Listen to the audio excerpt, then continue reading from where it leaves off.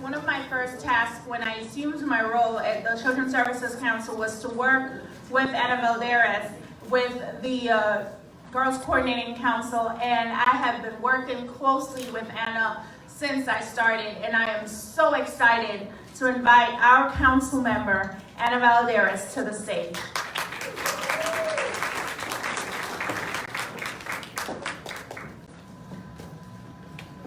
Good morning, everyone, and thank you for all being here this morning. It's an exciting day as a council member and as a member of the Girls Coordinating Council. It's a great day for Broward to unveil this report to you. Good morning, elected officials, PACE board members, fellow CSC board members, and other distinguished guests, and our many, many Broward partners here with us this morning. This morning we have on our panel 4 girls from our community who will share with us their success stories. We also have the distinguished pleasure to have Cindy Ehrenberg-Seltzer moderating. Cindy is the first president and CEO of the Children's Services Council of Broward County. In that role, she has carefully guided the development of the organization, which was created by the voters of Broward in September 2000 and reauthorized by the voters in 2014. She works hard to dramatically transform young lives through a focus on supporting proven programs delivered by more than 100 provider agencies that achieve measurable outcomes while ensuring transparency and accountability for the CSC and our community. Her leadership and advocacy on behalf of the children of Broward County has made a real difference for all Broward residents, and especially for Broward children. In 2017, when she saw the need for increased support of our girls in Broward, she supported our formation of the Girls Coordinating Council and has given us her unwavering support to promote holistic, gender-responsive, trauma-informed, and strength-based approaches for supporting girls. Mrs. Ehrenberg-Seltzer has a bachelor's degree in arts in psychology from the University of California at Irvine, a Juris Doctorate from Georgetown University Law Center, and a master's in public administration from Harvard's John F. Kennedy School of Government. She serves on several boards of directors. Okay, that's enough. You don't want me to say I was going to ask you if you wanted me to go through all this, but Thank you, Annie, but nobody cares about me. Thank you, Cindy, and welcome. Please welcome Cindy.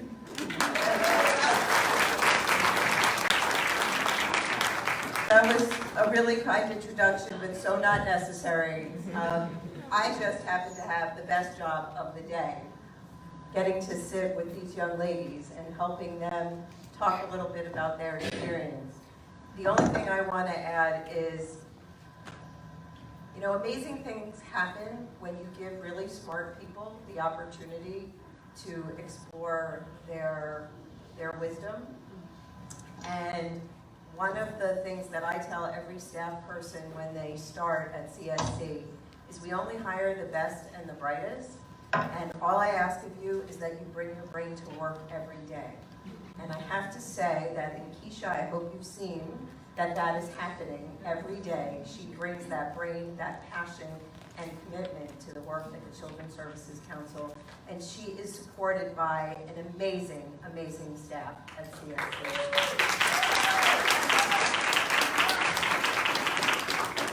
That's not to say that Aggie doesn't do the same thing over there at PACE. They are also brilliant, but I have to give a shout out to my girls. And you may have noticed I'm a woman. And I have a 12-year-old daughter, so this issue of what happens with girls is really important to me. And let's face it, ladies, men don't listen for a second. We can be our own worst enemies at times, and we can be toughest on each other and our children, especially our girls. I shouldn't admit this, but last night I was shrieking at my 12-year-old. After an exhausting day when I went She's going on her first field trip this morning and overnight, and she told me she had to have a certain snack to take on the bus. And despite the fact that I was exhausted, I went to 2 stores to get it. I brought it home, and she said, "Oh, I don't need that anymore." The other girl was okay, so I lost it.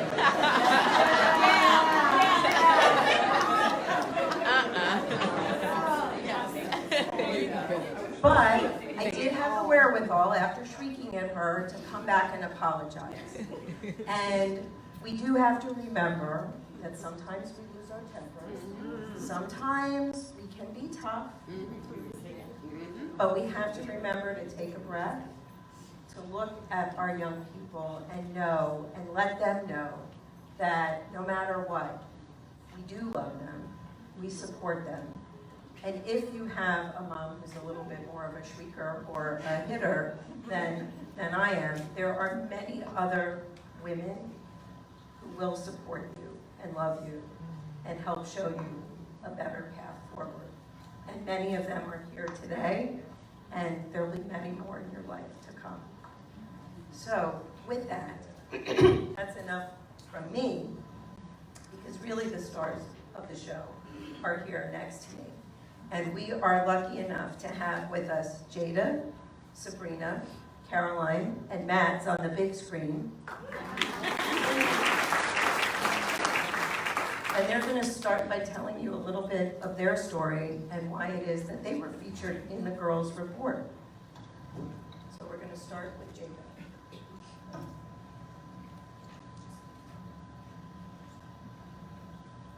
Okay, so my name is Jada, and I've learned about robotics thanks to my school, and I've had many people influencing me about it, like my mom, my dad, my STEM teacher in Bex, Ms. Fidzikowski, and some of my teachers. My name's Sabrina. I'm 16 years old and I attend PACE.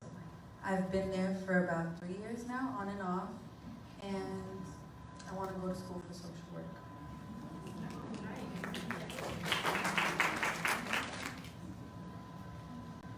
Hello, my name is Caroline St. Louis. I'm in my first year of college, and I'm part of, thanks to the HEART program and Homes Inc., that's what helped me a lot today.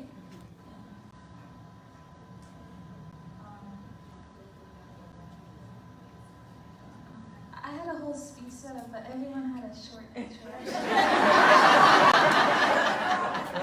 Go ahead, we just each your own. We're going to come back around and give them a chance to give their speeches. All right. Immigrating Not quite, Mads. We're going to get to you in a second. Sorry, can't hear that well. Immigrating to a new country is an act of hope, bravery, and sometimes desperation. Said by Nicola Yoon. This is a quote that describes an aspect of my life, living in a powerfully developed country like the US and failing to make ends meet at times. I was in desperate financial need most of my life because of not having stable housing. So my whole life ever since, from coming from Haiti to the United States, I always lived with other people because of rent and everything was so expensive. And that made a lot of the basic things in life very difficult. It was hard to sleep, the neighborhoods would often be very bad, and home was not something that I looked forward to each day. And so that's what made me more extroverted. I was always involved in school, I was always in every extracurricular activity I could think of. And during the 7th grade, coming back from trick-or-treating, I came home fighting the cops telling us to put our belongings out because we got evicted, and so we didn't have anywhere to stay for that night. Thankfully, we had a neighbor that let us stay there with them for 3 months. And after that, was back into like that similar cycle of living with other people. Eventually, I kind of grew out of that. Not a lot of people were willing to rent an adult and a young child a room in their house anymore. And so my senior year, I had to live apart from my dad, so I stayed with my best friend, and through that, I found the HEART program. It was thanks to them, I was identified as homeless in the system, so that way I would receive a lot of benefits. And it was more than just the financial aspect. They paid for my caps and gown, they paid for a lot of my school trips, and they provided a lot of resources like food and bus pass. But more than anything, they provided emotional support. I met with Ms. Melissa Banner every month, and she checked up on me with graduation. And through talking to Ms. Banner, I have an entrepreneurial mindset. I'm very new to business. That's what the American Dream is about. That's what I came here for. Like a lot of entrepreneurs I look up to is like Gary Vaynerchuk is, I don't know if you guys know him, but he's this Russian guy that started from nothing, and he created a multi-million-dollar business. And so in high school, I started a freelance graphic design business since I went to technical high school, but I'm diverting a little bit because that's not the point of the story. But yeah, even with like all of the instability and me not having a lot of the resources that a lot of kids that I knew grew up with, I still was very happy to be in this country that you could just start anything. And so I started to tell Ms. Banner a lot about that, and she got me an internship with Homes Inc. And with Homes Inc., I ended up working for HEART and creating graphics and multimedia and helping out with the event and different stuff. And thanks to them, I was able to get to the Homes Inc. program, the sustainable housing, which doesn't just provide housing for young adults. They have a whole curriculum where they provide support. They give you a life coach. They have monthly meetings. They help you with all the little stuff to help a team be finally self-sufficient. And I just want to say thank you. Since I came here, the U.S., it was just me and my dad, but I've been so thankful to have the support of HEART and Homes. And also, I had a lot of other support through schools, through the Take Stock and Children's program. It was an intern program that gives you a 2-year scholarship. And thanks to them, now my housing and my school is fulfilled. And I just want to say thank you for the resources.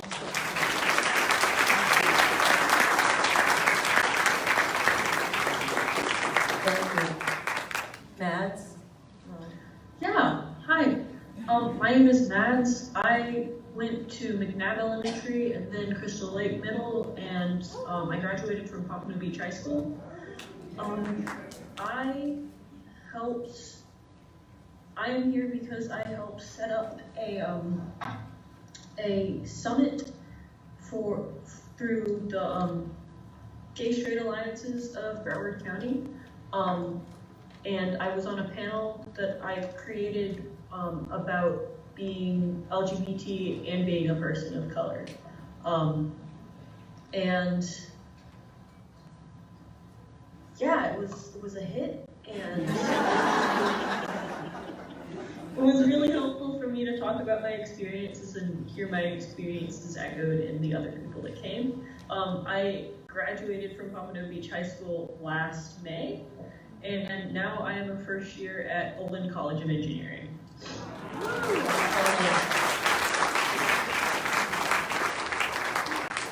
That's fantastic, Mads. Thank you. I'd like to come back now, if you can pass the mic to Jada. Can you tell us a little bit more about your story? So, when I was younger, can I read from this? Greetings. My name is Jada Washington Booth, 5th grade honor roll student at Manatee Bay Elementary. I would like to express my sincere gratitude to Children's Service Council for being honored in your publication. This has given me numerous opportunities to speak to many youth, particularly young ladies, about STEM. First, I would like to thank my church, the Faith Center Ministries, for giving me numerous opportunities to serve my community. I have volunteered since kindergarten at Dare to Care Outreach, Children's Church, Community Service Days, and the Youth Department. It is because of my pastor, Bishop Henry Fernandez, and his wife, Pastor Carol Fernandez. and so many others at my church believe that our youth can and will make a difference.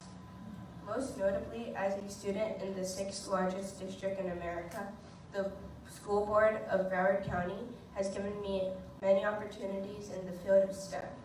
For example, since pre-K, my classroom teachers, my principal, Mrs. Devon, my former AP, Mrs. Jimmerville, Dr. Lisa, Dr. Wanza, school board members, and even our superintendent, Mr. Runcie, has always believed that I can overcome anything and be a top student at Manatee Bay Elementary. Whether I have battled asthma, respiratory issues, a broken arm, and even bullying, they have taught me to be a confident young lady. My STEM teacher and coach, Ms. Paula Fidzikowski, has provided me so many opportunities and experience such as VEX Robotics and SECME to pursue my dream of becoming a computer science engineer. Thanks to her and my fellow classmates, we won several robotics awards, including the Team Excellence Award, first place in the district, STEM Research Project, and the Thinking Award for Coding. She believed in me in so many ways, and I truly appreciate her. I would also like to thank my Black Girls Code Miami chapter, WordCamp Miami, and David and Peta Bassett for giving me so many opportunities to talk and discuss about girls in STEM. Certainly, I would like to thank my Memorial Healthcare System and Broward Health for the numerous treatments medically, particularly for asthma and auditory challenges. When my STEM activities are finished, I participate in the Broward County Mayor's Chess Challenge, where this year it was named Year of the Chess Queen by City of Sunrise. Mayor Michael J. Ryan, he along with many Broward mayors in the Sunrise Center for Excellence in Chess encouraged young ladies and girls to play chess on a scholastic level. As a result, I was able to win first place for the Royal Chess Tournament elementary level last month. Most of all, the reason why I'm standing before you is because of my family. My mommy and my daddy, who raised me since the age of 4, Mr. Major Collins, my grandparents, Lorna and Sydney Brown, and Lynette Washington, my aunts, uncles, cousins, and godparents, who told me that with God, all things are possible. For an 11-year-old who has battled bullying, educational, and medical challenges, I stand here telling you that each of you have the right cheerleaders in your corner and you can achieve anything you want. Thank you.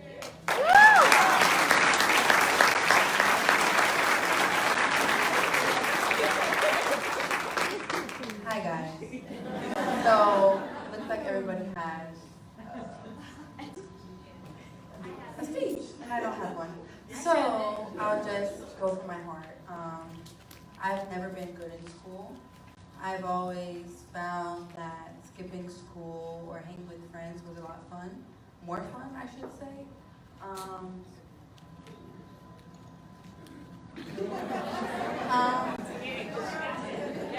I found myself using marijuana, and that led me down the wrong path because of the friends I was hanging out with and smoking with. I met Miss Milena through this girl that I was in a foster home with. Oh yeah, I forgot to mention that. I was in the Juvenile Justice System as long as the foster care system for 3 years. And I recently just got off probation. So I'm happy about that. So I met Miss Milena. She was my life coach at Pace until she got a promotion, which I still can't really fathom because I still miss her.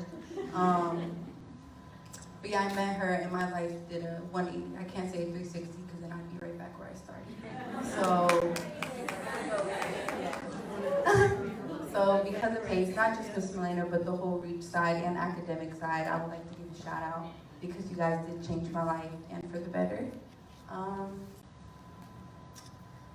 I was raised with a single mother because my dad passed away when I was 11. And dealing with that, I know it wasn't easy on my mom because me and my sisters we would tag team her, we would beat up my older sister, and we were just not the easiest kids to deal with. And I know that caused a lot of stress on her, and I apologize to this day, and I know it's not good enough, so I would just do better for her and my family, and I will go to college. I should graduate by December of this year, and then graduation next year.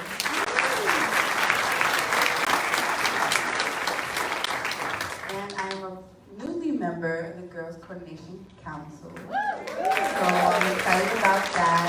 Even though I am on the Girls Leadership Council at my school, which is nothing new because I've always wanted to have a voice for younger women and just girls in the juvenile justice system, or just girls who haven't had their voice heard. So I guess that's a little bit about myself. Not too much. But, so I think one of the good things here is that all four of you come from a very different perspective. You've each been through a lot in your own ways, and you have found caring adults to support you, and also the system. I mean, I'm not sure if all of you picked up on all the different supports that were there. Gordon had put out the challenge that we all need to work together, and I heard the school system, I heard Homes Inc., I heard PACE, I know the life coaches are through CSC funded HITE programs. We have, thank you for that. We had so many supports here that were both publicly funded or agency driven, but also human, the church. I mean, it's really takes a village. It takes everybody working together, and there is some coordination happening because all of you are demonstrations of that. So let me ask you something a little. What are some of the common misconceptions you think? Now, each of you have faced different challenge that has probably resulted in some misconceptions, whether it be health, whether it be juvenile justice involvement, whether it be poverty, or the LGBTQ, so and the racial aspect. So what do you think was something that people didn't understand about you, and how can we advocate to battle those misconceptions? Is that a two-part question? No. Let me see how I can answer this. I feel like being in the juvenile justice system, we're very misunderstood because we're sentenced, we're going to the DJJ, we're going to different places, but when we get out, we go right back to the problem. We go straight back to where we were. And I feel like as a society, as a community, we should help that. We should help them, what's the word? Support different options when you get back home. How could we help you when you return to not fall in with the same crowd and the same challenges? I guess to keep us active. When we're not active, what are we doing? We're doing stuff that can possibly get us in trouble. We're doing stuff that's not going to influence our future. So I feel like I'm a person who volunteers. I volunteer a lot during the PACE activities. I during just in the community. So I feel like a lot of people, they should just be productive with their time when they get out and just focus on the future. When I got out, I got a job. I work at Starbucks. I've been there since February. And I don't think so. I guess you just say that you shouldn't really, people expect you to come out and do good, but they're not looking at, they're sending you back to the same place where you came from. So Jada, you face some health challenges that could have people look at you and think that you couldn't accomplish, but obviously you have. So what message would you like folks here to know about overcoming the challenges that you've overcome? Well, I've always had faith that I can overcome anything that I want to, so that's what I kept on believing in. How did you know where that came from? Your parents, your family? It came from me. From you?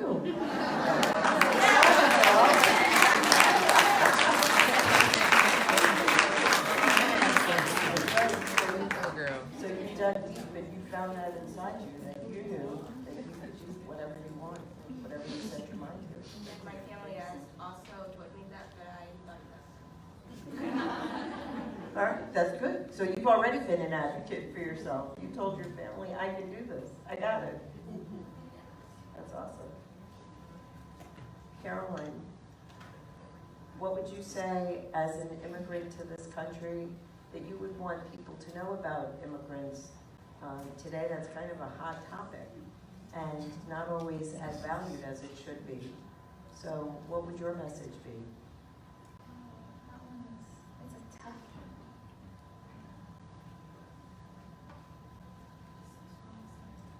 Well, maybe I don't really know how to answer this question, but I know that for immigrants, education, even in modern days, is still the gateway for many of us. And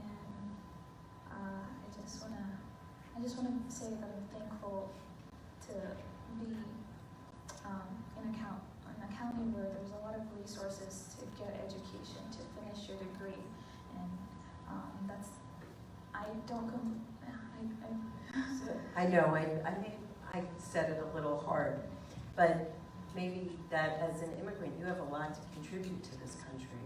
Yes, you weren't coming here to do harm, but rather with a hand up, you're looking to contribute greatly to this country.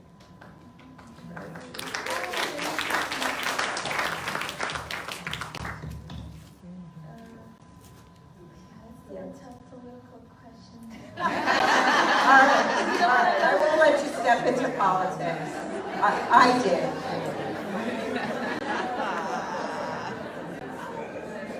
There's a lot of opportunities for I don't know how to answer that. That was I've seen That's this. a good one. Not a good start to it. All right. I promised I wouldn't hold your feet to the fire on something, so you're good. Mads, how about you with I believe a lot of your story was about misconceptions about race and LGBTQ. What would you like people to know? Yeah, a lot of my panel was talking about how a lot of people's pictures of the gay community is majority white, and that's not true. We, like, people of color who are also gay exist, and another thing that we were talking about was that people will assume that people of color are more homophobic than white people, and that's not something that's necessarily true either. So I think those are two of the major misconceptions that people have. And that's that can be combated with like visibility, and just being able to lift up the people of color who may not otherwise get hurt. And that's what Broward County allowed me to do, was to lift up my voice. I'm so glad.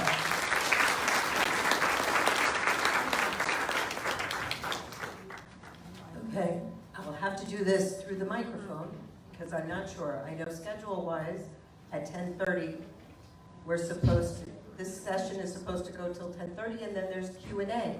Keisha, is the Q&A of the girls? Yes. Ah, okay. Very good. I follow directions well, but I need to know what they are. Do we have microphones in the audience for those who want to ask a question? Okay, then. All right, so now's the time for you to ask questions of the young ladies.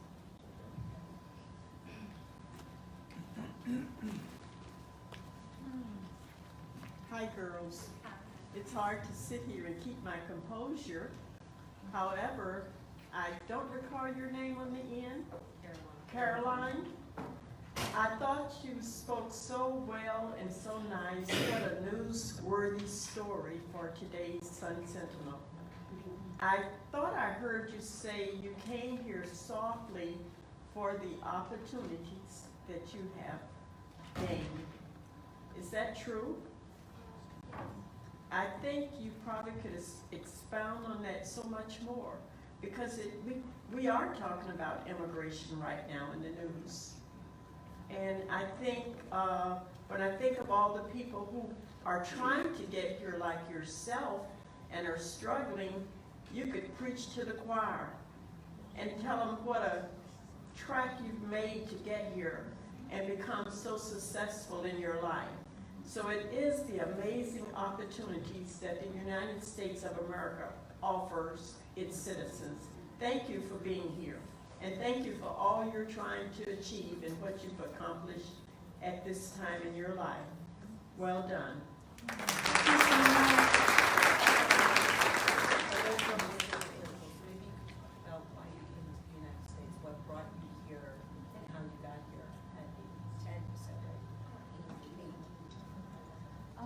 For me, my dad used to work at a really famous radio in Haiti. It's called Radio Nationale d'Haïti. It's like the national radio of Haiti. And so he came here and went on a conference. And when he was here, our family started to tell him the economy is going bad, that he should just stay here. So he just like stayed here with no plans whatsoever, and he just stayed. And that was in 2004. And 4 years later, he was able to get some papers and bring me in. And that's how it started. And oh, I lost track of the question.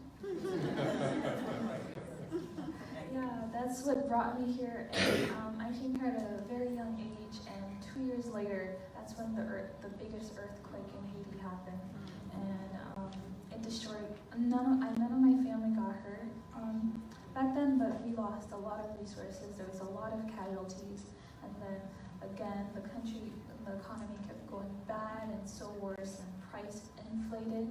And for me, the thing is, when I was in Haiti, I was at the top of like my social class. I went to private school. My dad was in the U.S., so everything was paid for. I had nothing to worry about. And then coming here to the U.S., starting all over at zero again, and then building up. So that was the biggest shift for me.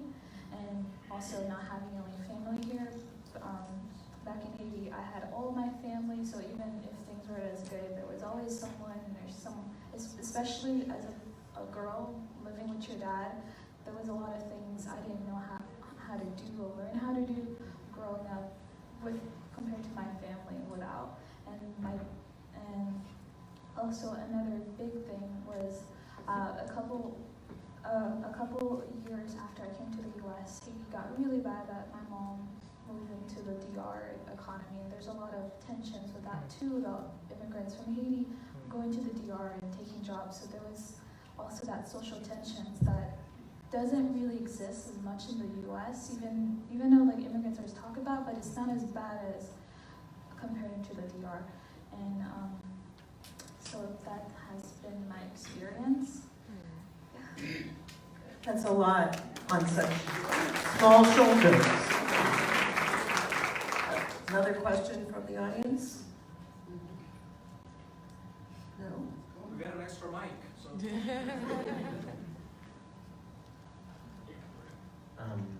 Eduardo Noriega from Big Brothers Big Sisters. First of all, I have to commend you girls for all what you have gone through, and your resilience, your demeanor is amazing. It's really powerful. I wanted to address the lady I forgot your name, I'm sorry. Yes. Sabrina. Yeah, you went through the DJ system and Juvenile Justice system. And I wanted to know what challenges you faced, what adversities you faced, and how did you manage to overcome them? Because I have to assume that you may have faced many challenges. I assume, I may be wrong, but it may have not been an easy task. Thank you. The juvenile justice system, it's supposed to be a safe place, but it's not. When I did my 21 days there, I was alone. I didn't have anybody to talk to. I didn't have a cellmate. I had nobody, and everyone there, they're not your friends. They're there for the same are because they got in trouble, because they didn't have guidance, they didn't have rules in their life that were in place. So you don't really want to talk to anybody there. You make a few associates, but not really. So you're alone most of the time. I cried myself to sleep many nights. It's cold. Their hygiene isn't up to par. They give you a little toothpaste this big, and you brush your teeth one time a day. I wouldn't recommend. Of course, I wouldn't recommend, but I feel like there's more like people can do, and like to change it, like especially for females. Like their toilets, they were never clean, and just being a female in general, like your hygiene should be like up to par. Like you should keep yourself together, and there it's not. And even coming out, like just coming back into your old world that you started with before you went in, your mindset has changed. Like you tell yourself you don't want to go back, but you're still hanging around the same people, you're still doing the same things, and then you find yourself back there again and again and again. It's just a repeated pattern, and it just gets to a point in your life where you're like, I can't live like this no more. I can't keep doing this to myself. I have to do better for myself. Sabrina, were you given the opportunity for a diversion program when you first, was that because the offense wasn't, you probably don't know, if No. it was divertible at the time? It was a felony, so most of the diversions are only on misdemeanors, and so I didn't really have that opportunity. So Thank you. More questions?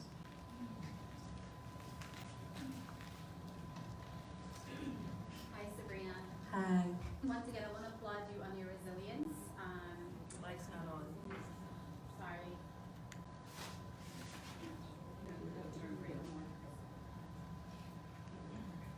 Just hello, hello. Okay. I just had a quick question for you. What was the defining moment for you when you made a decision to say, you know, I'm refusing to be institutionalized. I'm refusing to listen to what everyone is saying in the detention center. Like, what was the defining moment for you when you decided I'm just gonna stay on the straight and narrow and I'm gonna start doing right? Was it the time when you met with your peer, counselors, or what was that defining moment for you? Well, I got my charge in 2017 in July, and I didn't go to my program. I went to a residential program in Orlando in July of 2018, so it took a whole year.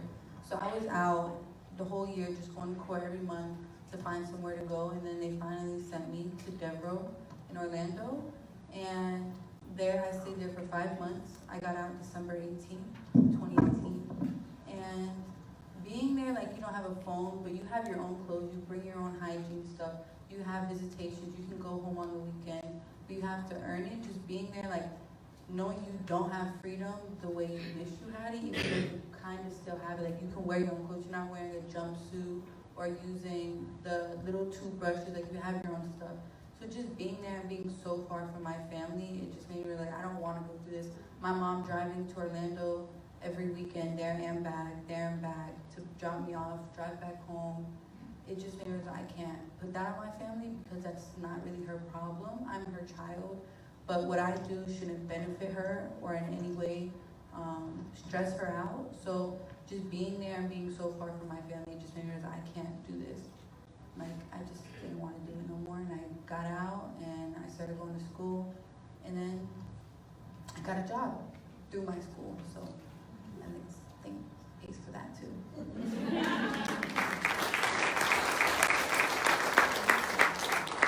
Did that mark a shift in your relationship with your mother as well? Yeah, we're on a good path now. Yes. Oh. Good morning, ladies. Good morning. First, want to thank you guys for your bravery, because it's testimonies like this that changes lives for other women and girls. So thank you so much.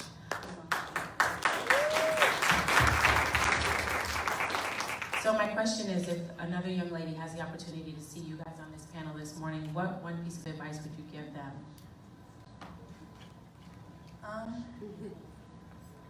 To be yourself. Don't follow the society rules or what your friends want you to be. You should just be who you want to be. be yourself, and that will go a long way. Mads, I'll let you come in next. Did you hear the question? No. Yes, I did. So what piece of advice would you give to young girls who are watching? Oh, that's weird.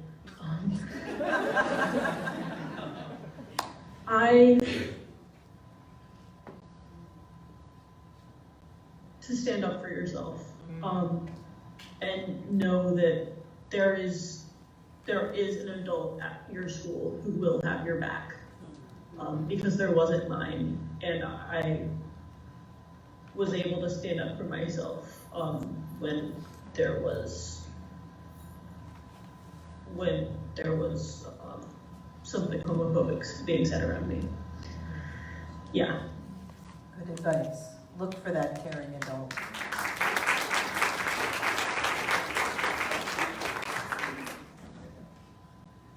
To never give up, because if you want to be something, then be it, because no one should stop you from doing what you want to do.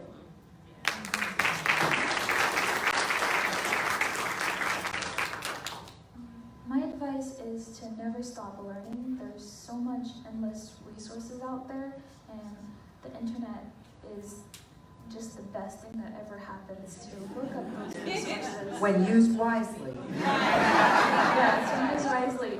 Use it, learn a new skill, don't give up. There's so much opportunities out there no matter where you are, just even beyond the classroom. You can always learn an extra skill, like even just taking in other stories, you learn through that as well. So there's just so much opportunities to learn, and I feel like that's what makes us better thinkers, to deal with adversities with knowledge.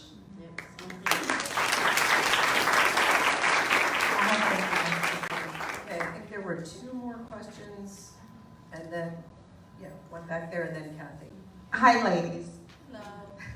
I'm Jackie Vernon Thompson with From the Inside Out School of Etiquette, and I highly commend you for your performance, your articulation, your poise, and just what you give to this audience. You should give yourselves a hand. Now, I have a question for each one of you. How important is social skills and proper etiquette to your progression in life? It is very important to have that, I guess.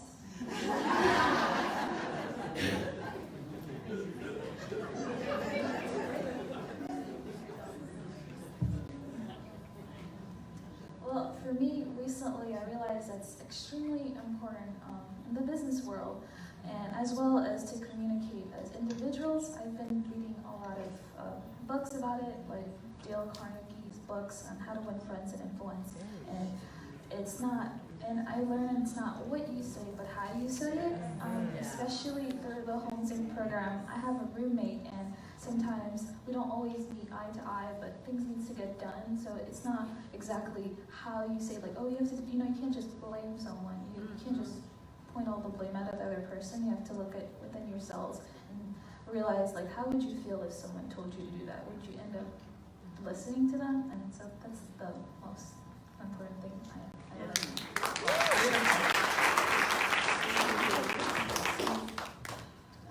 I feel like it's really important because what you say to somebody, they don't forget it. They might forgive you, but they don't forget it, especially in the business world or just in society. How you speak, like she said, or how you say it goes a long way, and that should be recognized. Especially now as you're working at Starbucks and working in the service industry, that can make a big difference. You gotta be very polite. I'm sure you sometimes wish the customers had the etiquette lessons, but we won't go there right now. Matt, did you want to add anything to that? About the etiquette and social skills? Is there anything? Right. They're definitely really important.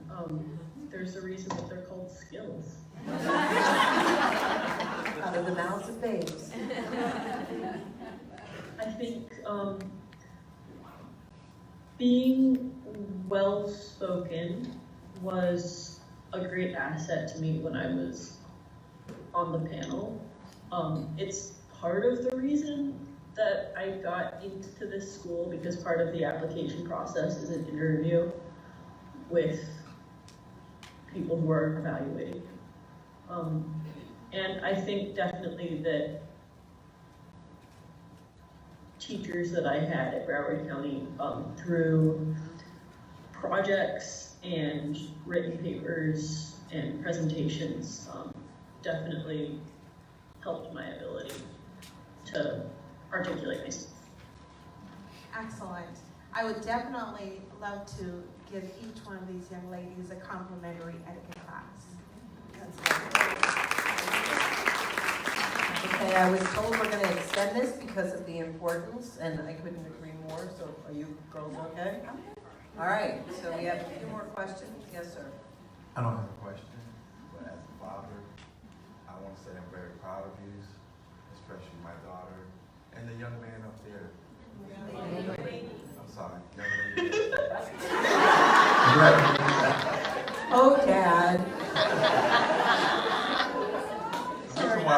The reason why I can say that, not only being federal, but owner of dads be on duty, I had challenges myself when my daughter told me that she's an LGBT and married. Very hard for a father to come to grip and understand, okay, this is surreal. And at the end, I told her, no matter what, I still love you. I'm still your dad. I'm not going to judge you. That's a choice you decided. I'm going to love you for who you are. For the young lady up there, I will say this, I'm not sure how you slid through the cracks or anything, but what I do know is, since I came on in 2015, any immigrant or anybody from any country is getting help today from many different agencies. I see to that. I work with a lot of different departments that are under me to make sure that anybody who comes from another country, that not only do they get their papers correct and right with Homeland Security and INS, but they'll also make sure they get the help they needed so they don't have to go through what you did. I do apologize that you did go through that. Thank you. Mads, I have a question for Mads. Mads, congratulations for getting into such a wonderful school. We're very proud of you. And my question is, what have you learned there, specifically related to the LGBTQ community, that you can share with us that's been positive, that perhaps we're not doing here in Broward, that we could implement? Something that's helped you, something that stands out.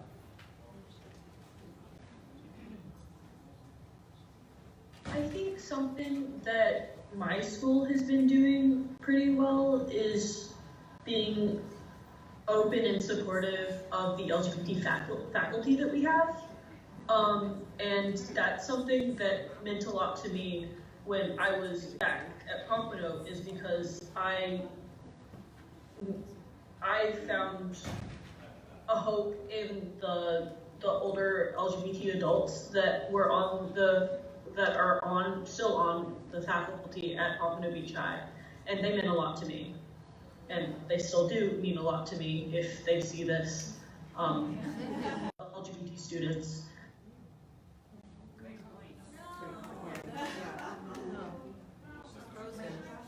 Thank you. Unfreeze her, Akil. Wanting. Where did I get cut off? Right after you said that would be really important for adults to be supportive and understand. It's really important for LGBT youth to see LGBT adults, because it gives you a sense of what your future could be like. And for the longest time, I couldn't see myself because I didn't see LGBT adults. And I was depressed, and it was really hard. And through the help of my parents and medication and other things, I am where I am today. Thank you. Okay. Yes, go right ahead. Ladies, the first thing I want to say, first and foremost, commend you for your bravery and courage to sit in front of so many of us representing different agencies and tell your story and be as real and raw as you could be. So thank you for that. Here's my question, Jada. You talked about your faith, and you talked about one particular church that has helped you become who you are, a beautiful young lady that has a very bright future ahead. So as Broward County being such a large district, talking about the faith community, what would you say other churches, no matter what the beliefs are, but other communities could do so that more communities, more churches can help other young ladies, how one particular church helped you? So pretty much in sum, a call to action. What can you tell other churches? Well, they should give back to the community and inspire children at that church or wherever they go to give back and care about other people that don't have what we have.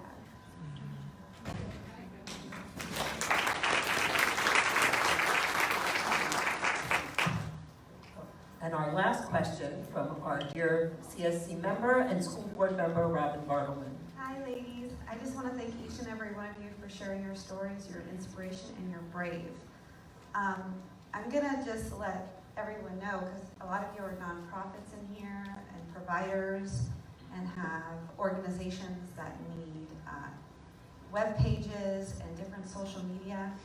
And the one person on this panel who I've actually got to know very well is Caroline.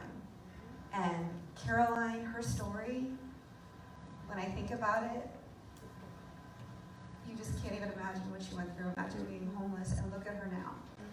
And the school board of Broward County actually worked and used Caroline to produce our video for our heart program and other social media. Right. So I am going to ask Caroline to tell us about her business, what she does, all on her own, and then I hope each and every one of you will go up to her and get her business card. Okay. Because she is so impressive. I mean, if you listen to her books she reads, everything she does, and we're all here to support her. So now we need to help her business and take it to the next level. So can you talk a little bit about your business? It's like a shameless plug in advertising. Like you deserve it. And now a word from our sponsor.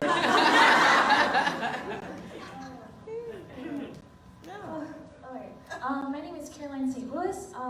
I'm a freelancer, and I also work for a video production company. And what I do, I graduated from a technical school, so I'm a certified web developer, front end, so I can work in WordPress, HTML, and make you a beautiful site.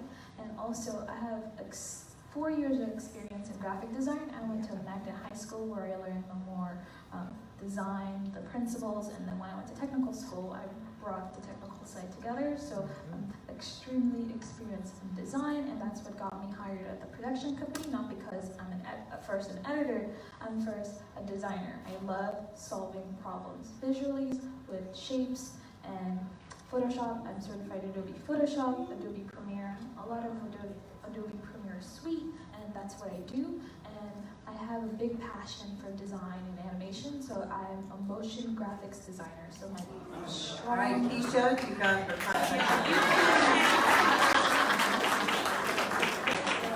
I do a lot of titles, and I make text come to life. That's my thing. I'm not as well behind the camera, but I love bringing design and animations together to tell a story, to better tell your story.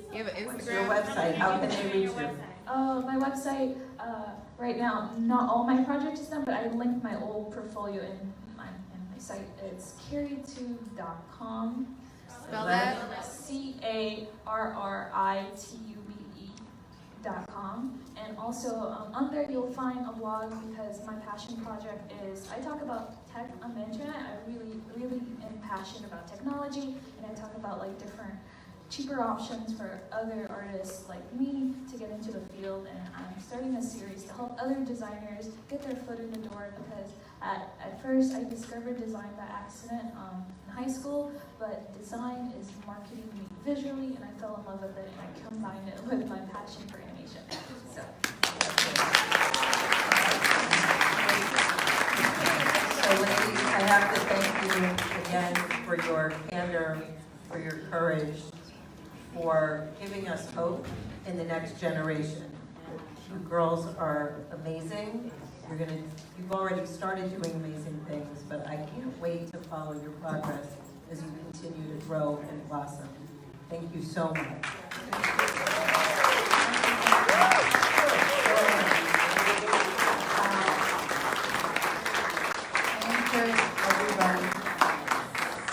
I'm sorry, one more comment, please. I encourage everybody in this room to go out and to not only be an advocate for yourself, but for everybody else. Now, can we give you a standing ovation?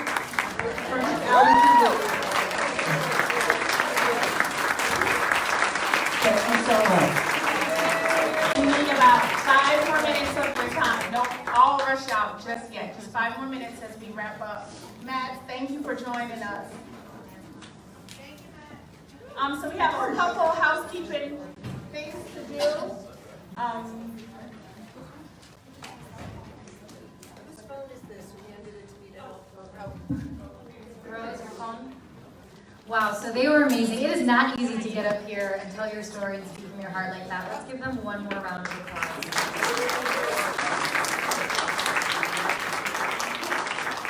As we conclude this morning's program, Keisha and I would again like to thank you all for being here today, but something that we heard Gordon Weeks talk about and Cindy reiterated was the importance of walking away today and making a commitment and how you're going to take a look at whether it's within your role, in your soul, how you're going to give back, whether it's join the Girls Coordinating Council or going back to your organization and making some changes. It's important that we look at the programs and services offered in our community and make sure that we're providing services through an understanding and through a lens that is gender responsive and tailored to meet the unique needs of girls. It's important that we come together as a community. We all come from our areas of expertise, and that we create partnerships with one another to create holistic experiences for our girls. Therapy and counseling alone do not help turn the curve for girls, especially girls high risk. It's important that we come together. We talked about faith-based communities, primary care, education, counseling, therapy. Everybody coming together is important. Bye. Oh. We talked a lot today, you've heard it a couple times. Sexual abuse and high rates of sexual abuse and overrepresentation of girls of color continue to be the norm in our juvenile justice system nationwide. We have to continue breaking barriers, coming together, working together more collaboratively to ensure that girls in our community are being provided the most equitable opportunities to bolster their protective factors and change their life trajectories in a direction that they will be most successful. So what are our next steps?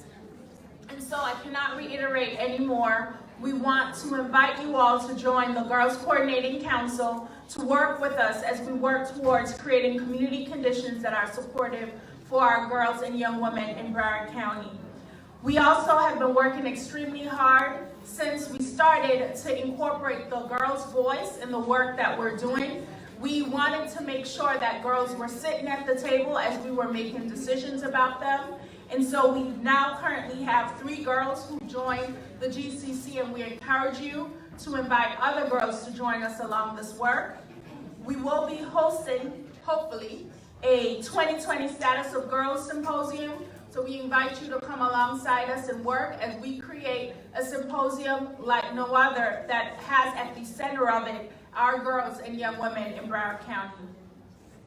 Coming up next, human trafficking is something that our girls face, our youth in our community. We invite you to stand up with us against human trafficking. There will be a youth town hall happening this summer. We invite you to work alongside us with that. We also have some exciting news. As Pace mentioned, they will be going into year 2 of their funding. And so with that being said, there will be other initiatives that will come out of the Girls Coordinating Council like this or other things. So please work alongside us. I hear we're going to be doing some community participatory action research projects centered around some of the issues that we found some of our girls were facing. We also invite you on April 10th to join us for a groundwater session. The Children's Services Council and Broward County, along with Department of Health, Healthy Mothers, Healthy Babies, Broward College, and the school board have been working towards creating a community that is responsive to also our racial inequities that exist in our community. And so there is a flyer that was on your seat when you entered. If you are interested in joining us on April 10th, please, there is a sign up as you exit. Feel free to sign up and you will get further details on the event.